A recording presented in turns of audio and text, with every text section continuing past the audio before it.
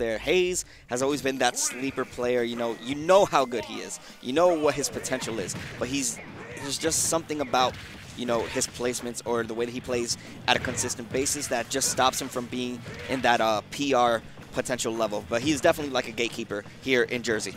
Oh, definitely. And I'd have to say, I wouldn't say that it has to do with the fact that he plays 3 characters up to a very high level, but maybe if he tried to work it out with just 1 character, maybe he would start seeing those results.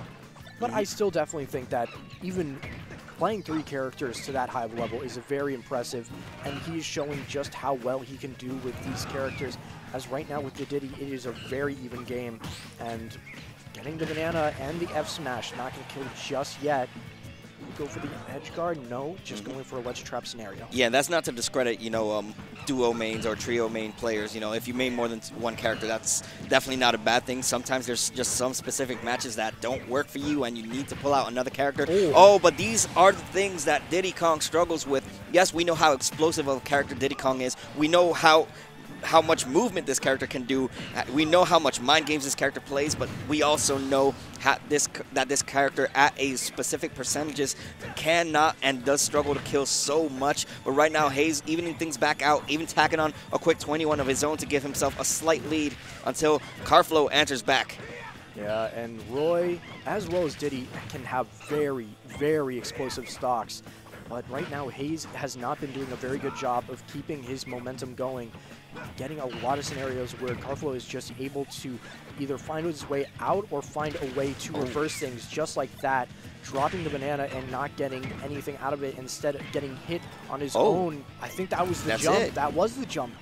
Really clean stock, being able to take things back into his advantage. It's so crazy, seeing these 2 characters on the screen, because they're both just swinging for the fences, especially at this point in time. Like you have Diddy Kong, who's playing it safely, just trying to find the right spacing, trying to use the banana, even the monkey flips here and there. And then you have a Roy who is going to get in that Diddy Kong's face, start throwing out jabs, start throwing out the quick attacks, start trying to get a setup, as we see right now, nairs into two nairs into 2 fairs, and now this lead going in favor of Karflo, who has Haze in a bad predicament, but still going to make it back safely. Great spot dodge, knowing that there was going to be a follow-up to it. Right now, doing a really good job at just bringing the momentum back in their favor, but not getting that combo. It's so unfortunate because Haze is known for getting a lot of these banana conversions, but it seems like he's just slightly missing the timing and slightly missing, the DI checks. But he still has a lead in terms of percentages. He has a banana in hand. He did. I don't know. I guess he lost it, but he can pull out right now at any point. And oh no. One thing you don't want to do at this point is be at the corner against Roy, be off stage, because you're just asking for death at that point, especially at these percentages. Yeah, and with Roy, it is definitely a death sentence. With 1 F tilt, it could honestly take it, especially at the ledge, but the down tilt into the up smash, it will kill. Barely. He barely got away with that. But, like I mentioned before, he down tilted. He kind of just forced Karflo to get off that shield, because he could have just continuously down tilted, but then the banana came in check, and that stopped Karflo's potential momentum that he could have built up from it. And with the slip came the setup into the up smash. As expected, that's going to be game 1 going in favor of Haze, but nothing to, be comfortable about, because Karflo kept that as close as can be. Yeah, it's really going to be coming down to Haze to be able to clean up his advantage state and really keep things going in his favor. He was doing really well at getting the hits, but not so much the advantage state, no jump, but he's going to be able to make it back. He's just trying to make sure that he's not getting hit. Up B, going to be caught anyway, and same with that jump. Karflo is doing a really good job at just making sure that Haze cannot jump back. Yeah, and it's a very...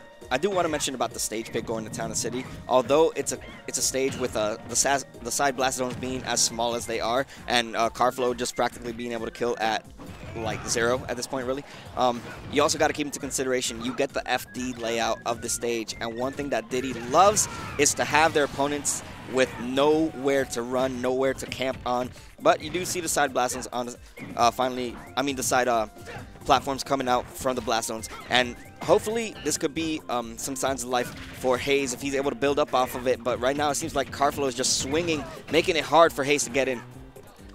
See, getting that jump, calling it out, really, really well done from Haze. However, this is a scary situation. Town and city platforms can be a blessing and a curse.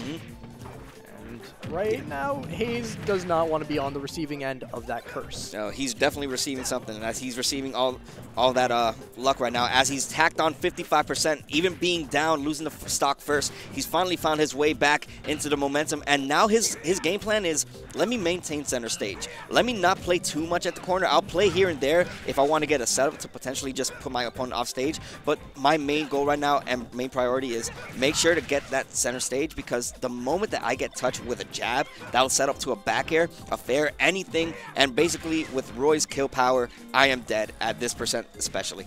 Oh my god! It just kind of came down from back from the heavens and said, hello, I'm here. Oh, well, that definitely could have been a pretty bad situation for Haze, but Karflo not going to execute anything off of it. The banana's on play, and the side B not enough, not going to get the sweet spot of it. Going to survive just for now, but the fair finally coming out, and that wasn't even the sweet spot. That was a sour spot. Yeah, that's the side blast stones of Town and City coming in clutch, but I honestly think at that moment... Oh, no. The setup was there. These bananas have been both a blessing and a curse for either player right now, as it has just been going back and forth, someone tripping and then the other person tripping. It has just not been great. However, Haze has been doing a really good job of keeping this advantage going. 52%, 67%, just keeping things going, and even more. What a momentum shift coming out right now. We're definitely seeing Haze just play so explosively, and all these bananas in this final stock specifically have been going in his favor. Those are the pros and cons of playing a character like Diddy. You're either going to have that banana used for you, or it's going to go against you. And right now, this whole final stock has been the Haze show with that banana. Whoa, and the disjoint.